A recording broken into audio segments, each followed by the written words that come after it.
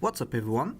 Today I have for you my greatest video yet. 3 5 of a kinds, back to back, all in different packs. The Mini-Gauntlet completion, all with 5 of a kinds. I'm super proud of this. I think I've seen some people get even 4 in a row, but this 3 is mine and I'm very proud of it. So I'm going to be showcasing this today. We're starting off with the golden pack because I believe it's one of the harder ones that you can do. Like for people like Fritz, maybe they can do this quite easily, but I was struggling a lot with the golden pack. Like usually I just go for either Weasel or Bird of Paradise because I feel like those two are the easiest ones to get. But you can see what we'll do later on in the run. For now we're just trying to set up for some level ups. Maybe if we find enough chipmunks we can go for a double level up on turn 5, and if we get double sea lion we maybe go for that instead, who knows. For now it's looking like a win, which is pretty nice. It's kinda weird with 5 of a kinds, especially during a gauntlet run, because you don't want to win too early, but you also don't want to take it too late, because in the late game people start having lots of useful units with good stats and good abilities, which is not something you want to see. Here I take Stoat because if we manage to get a level 2 Stoat and sell it on turn 7 we might get a Sea Lion, which by the way I speak of the Sea Lion, you can probably tell that I really like the Sea Lion in this pack. It's some scaling that comes early, so I would quite enjoy to have it on the team. We can see that I level up here and we take a Sea Lion, which is just what we needed. If we get another level up on the Chipmunk, we might be lucky enough to see another Sea Lion. And at this point in the game, because I've talked about the Sea Lion so much, you might be thinking, oh, this is definitely 5 of a kind Sea Lion. But you'll see what happens later on. I don't really want to spoil you. Unfortunately here we lose. I think with better positioning, putting the muskox at the back, I think we would have been better off there. So I correct the mistake, we put the muskox in the back, Osprey second last position, so we can get 3 triggers of the ability of the muskox. Let us hop into another fight. How is this looking? Not too bad, honestly. I think it's going to be a win, especially with the golden retriever having the perfect mat there to take out the African penguin. Now we sell the Stoat, and unfortunately it's not a Sea Lion. It was looking so good for the Sea Lion, but we get a Manta Ray instead, which I honestly was pretty happy with. You can see, because I also got a macaque in the level up, I decided to transition into a 4 squad, and because with 4 squads the Sea Lion isn't as useful as it could be, I decided to transition away from it. I'm hoping to see some more Manta Rays in the shop, because a single 1/1 Manta Ray isn't what I'm happy to see on my team, especially when it's a 4 squad, so I really want to buff it up a little bit. And the extra gold generation from its ability is going to come in very handy, as will the banana from the both macaque and the orangutan that it spawns out. We win because of that. And we are going to set up for some levels. We can see we're both 1 Manta Ray and 1 Osprey away from a level up, which is going to be just perfect. If we level up into a Bird of Paradise or something, we'll be very happy. We win here once again, which is super nice. With the 4 squad it's of course very risky, so I'm happy to see as many wins as I'm presented. I'm thinking about including an Ayala, but also Chipmunk is useful to have in the late game because you can put pita bread on it and duplicate it that way. But I decide maybe I go 5 of a kind Nyala, because Nyala is a good unit, and I also found the cockatoo in shop. Let's take a level here though, and we find the Bird of Paradise as well, so I think I take that finally. I might have even given up on the Nyala in this situation, because you can see I unfroze the cockatoo, And with a Bird of Paradise plus a level 3 Manta Ray on the team, I think you know where this is going. I think we're losing here, but it might be kinda close. Yeah, 6 HP off, but no big deal. We want as much time as we can afford ourselves because the Bluebird, or not the Bluebird, sorry, the Bird of Paradise is going to scale very quickly, especially with the tons of gold that we're going to be generating. Oyster from the level up there, not perfect, but we do get another Bird of Paradise from this level up. And now this is a good question. What do you sell? Do you sell the Macaque or do you sell the Nayala for it? I think I settle on selling the Macaque because the Nayala summons a 16-16 and the Macaque summons a 12-12, so in my mind it was an easy decision even though the Macaque had a banana. We're probably losing here because the team is super weak, but we have tons of potential. Level 2 Bird of Paradise plus a level 1 Bird of Paradise, all before turn 11 mind you. Let us start buying avocados. Hopefully we find the third Bird of Paradise pretty soon. I don't think it's time yet for us to buy pita bread. I'd rather be finding more Birds of Paradise first to scale up to 50-50 as quick as possible.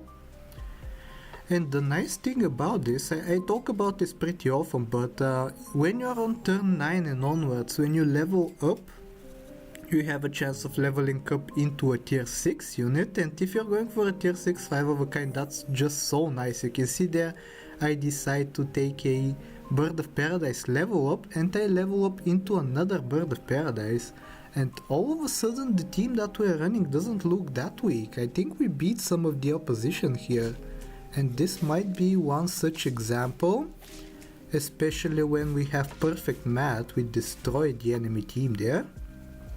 Now we can sell the Nayala for the third Bird of Paradise, and we're very quickly with 21 gold to work with. I think we're very quickly going to get to 50-50 with some of these Birds of Paradise. Here you can see every 7 gold we get a trigger, and especially if we level up into a oyster as well on the level up, that's just perfect.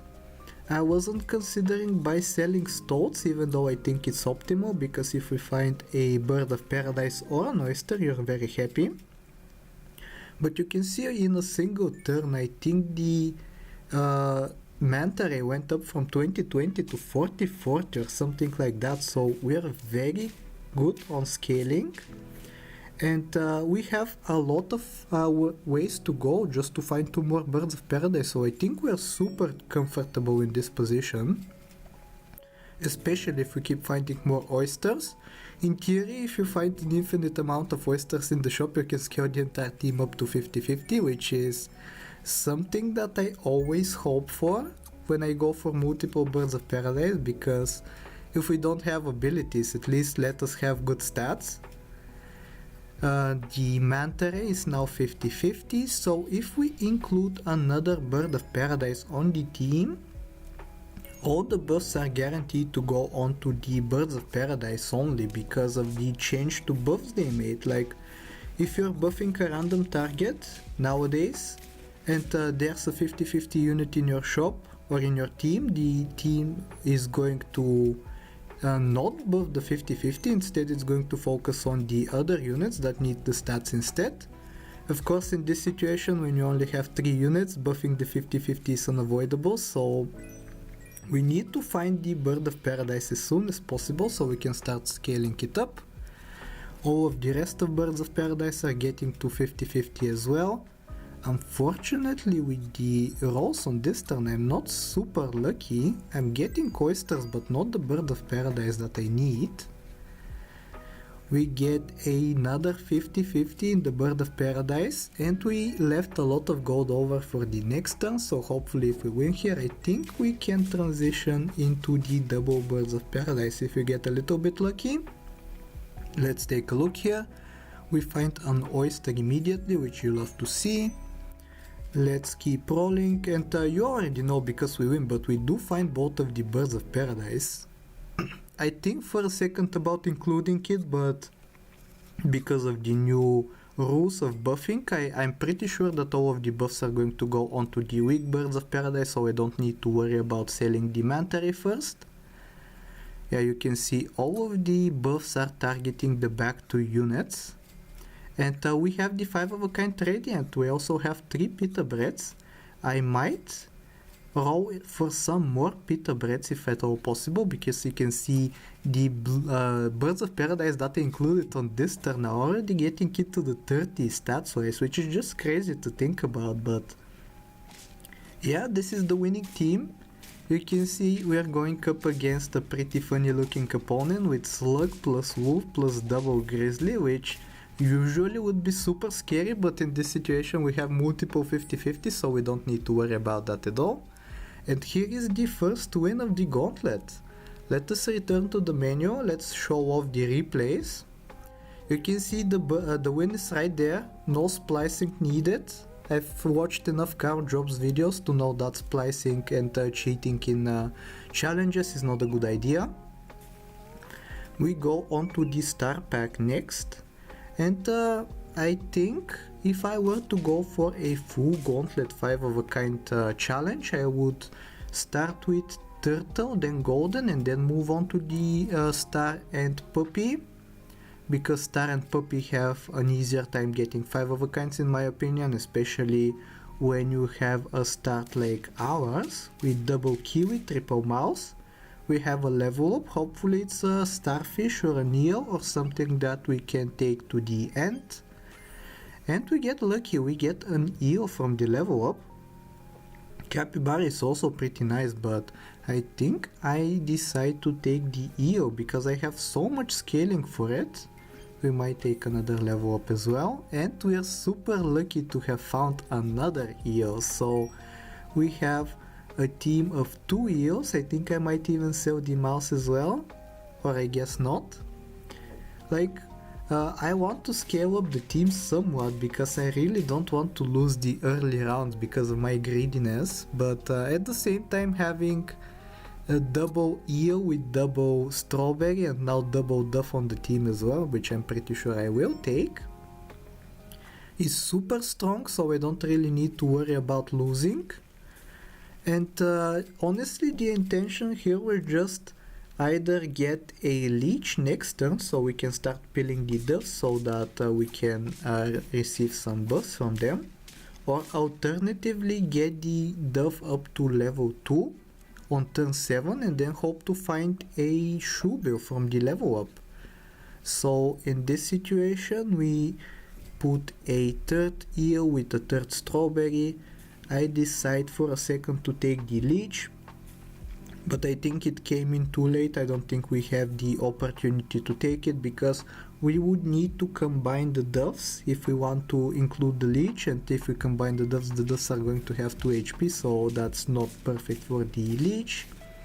Whatever the case, we don't need to overthink that much. You can see we're winning easily because of the eel's broken ability. We have a 4th eel with a 4th strawberry, so all that we need to find is another dove and hopefully we level into a shoebill. And you can see I am setting up for the level up. I'm even freezing a strawberry even though I don't think it's necessary. And the opponent has a big eel as well, so we end up losing to this pretty funny double platypus team, which I didn't expect to see so early on. But thankfully we do level up into the shoebill, and we even have a crow to buy sell for the chocolate. So on turn 9 we only need to find a single shoebill to get it up to level 2, which is just perfect. I'm going to buy grapes on the shoebill as well, just to have more gold to work with every turn. It's looking kinda scary, and I think we actually lose here, yeah. Vulture is super scary, I think, even though we have a lot of health. It can guarantee some good math for you, which is kind of unfortunate, but whatever the case, we are scaling. The opponent is most likely not scaling as well as us, and our HP is pretty quickly going to reach 50 on all of the eels because of the ability.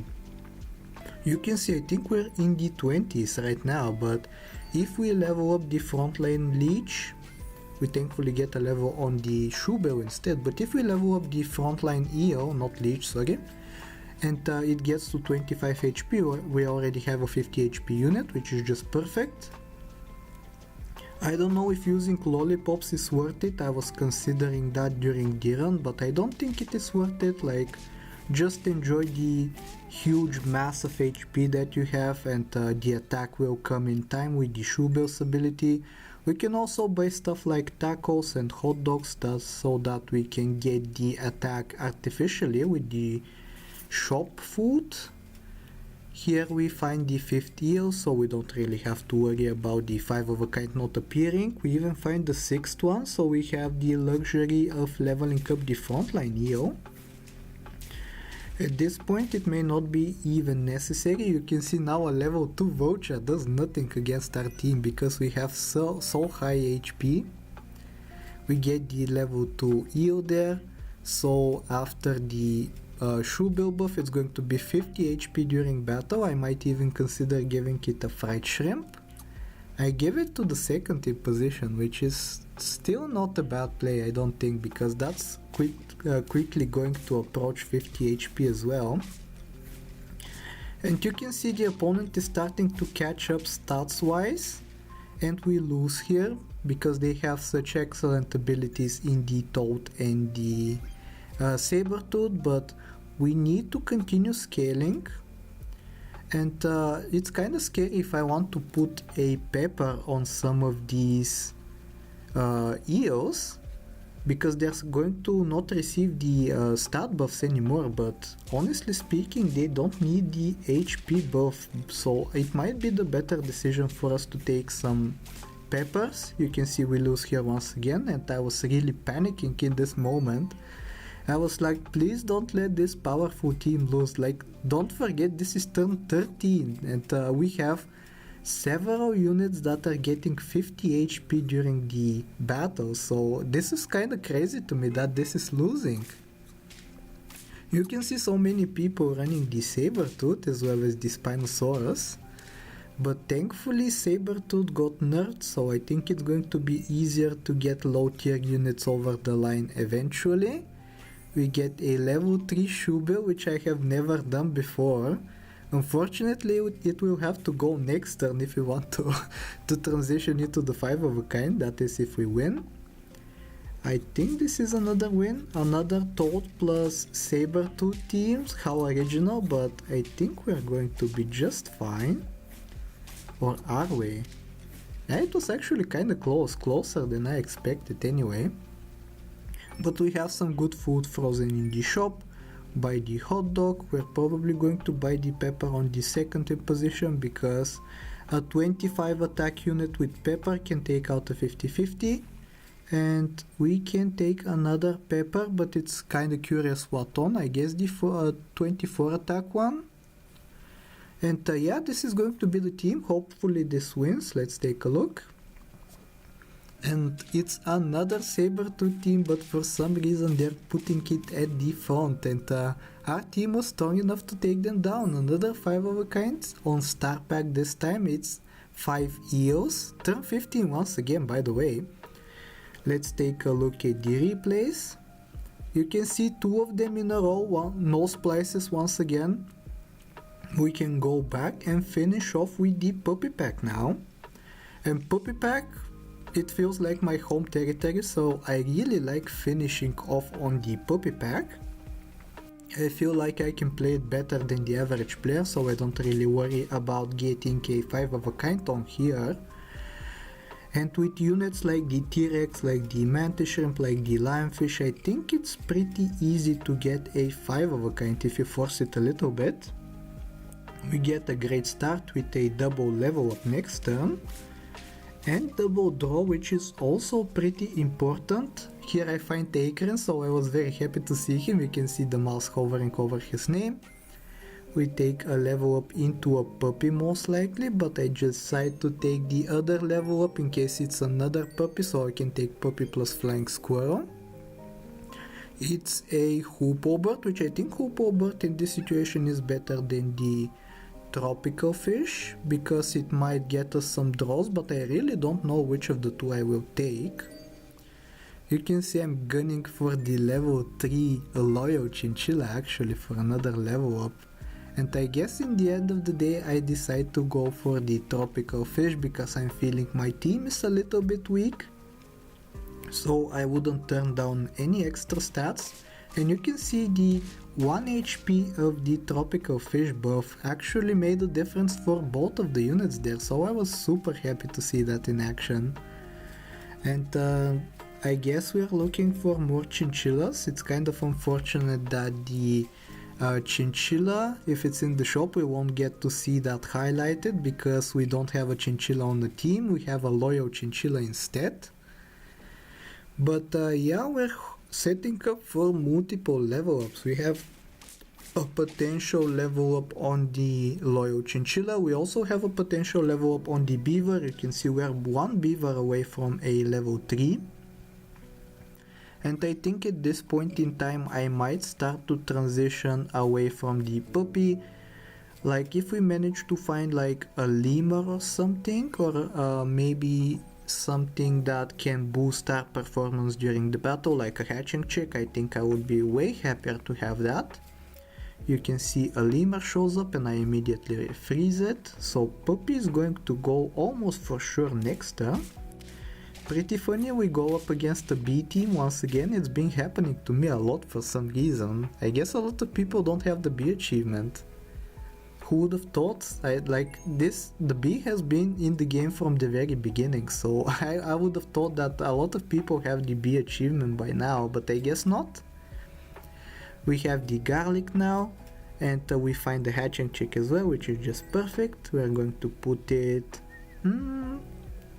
I guess behind the beaver is the perfect play because the beaver is going to be receiving the garlic as well, but for a second I was thinking about putting it behind the loyal chinchilla as well because it doesn't interfere with the tropical fish positioning. I was going to say tropical bird. A lot of birds, a lot of fish in this video, and I'm starting to get confused, but we level up into an eagle here. So we will gladly take that, and I think at this point in time I was thinking about going 5 of a kind eagle. Especially if we get to level up the hatching chick and we can start scaling up the eagle as well. We do find a level on the hatching chick, but I think we'll take it on turn 9 because finding a T-Rex is going to be a lot better on turn 9 for scaling. You can see here we win without any issues. How many wins are we at actually? Only 4, so we don't really have to worry about being too quick on the wins. Like if I was at 6 or 7 or something like that, I think I would be a lot more worried, but at 4 wins we have tons of time left, especially if we get to draw here once again, which I don't think we will. Yeah, we're super powerful right now. Let's take the level up now. And it is going to be a T-Rex, just what you like to see for these kinds of challenges. So we definitely take it. And I was hoping to see some more eagles, obviously, because that way you can get the 5 of a kind eagle. But I get another level up here and it was not another T-Rex, so 5 of a kind T-Rex is off the table for now. Instead I take a stonefish. Just in case the shop offers me multiple stonefish, I want to be prepared for transitioning into that 5 of a kind. And that's another unique challenge that I faced during this run. Like, I'm not used to forcing 5 of a kinds, I usually take them when they show up, so in this situation I'm taking multiple tier 5 and tier 6 units just to make sure that I'm prepared for basically anything that the shop gets me. You can see though we are not lucky at all, no eagles, no stonefish, but we do find double chocolate for the T-Rex, so I guess if we're lucky with the T-Rexes, we can transition into 5 of a kind T-Rex. I think we're going to be okay here. We actually draw, which is just perfect. We need some more time to find the 5 of a kinds that we're looking for, and you can see we find the T-Rex in the shop, as well as a T-Rex from the level up. So at this point I had decided, okay, it's 5 of a kind T-Rex, there's no going back. And I guess next up to go would be the eagle, if we get another T-Rex, which we do. Because eagle is absorbing some of the buffs, or at least it would be absorbing some of the buffs if we had a 4th T-Rex on the team, and you can see we're strong enough as it is even without the help of the eagle. So I think we can safely sell eagle, yep, in favor of a T-Rex. If we manage to get the 5th one on this turn, it's going to be just perfect. But also equipment is pretty important, so I don't really want to neglect that. We have multiple melons and the lemon on the team, so maybe it's good enough for us to get wins even though we sold our strongest unit. Unfortunately it is not, we lose here, but I think when we start scaling up that's not going to be much of a problem. So yeah, we find the final T-Rex here, which I think I should put in immediately. Yeah, there's no reason to wait. I put a steak on, which for now is going to be the better food, but I think in the future when the T-Rex gets scaled up, I think it would be better to have something like melon or lemon once again. Pretty funny team there with the big whale shark and 4 small units. Thankfully we win against that. And we have the perfect setup, honestly. Like, we even get a level 2 T-Rex next turn, and all we can do is cross our fingers and hope that the opponents aren't too strong so we can defeat them. Thankfully this is what happens on this turn. We win against a panther skewer team, which is pretty funny to see once again. And the only thing I can basically improve is just level up the T-Rexes for faster scaling and maybe reposition to have the highest attack unit at the front. Let's see if we win here. It's actually looking kinda scary. Thankfully they didn't have any good equipment to steal from us though, very lucky with our positioning there. So yeah, we're at 9 wins. We level up the T-Rex into another T-Rex, so we have a lot of stuff going for us. All of the T-Rexes are in the 40s in terms of attack, or at least they're going to be after I hit enter. And yeah, let's see if we win here. And unfortunately, because of the bat, it's looking like a big no. Thankfully we do have another chance, and I was super scared in this position. Once again, putting me on the spot. 4 level 2 T-Rexes, is it good enough to win? And the answer is going to be yes. So I really hope you enjoyed this video. You can see the final battle that is coming up in a second is going to be so satisfying. And I'm going to show off my history in a second as well, just so that you know I have not spliced anything.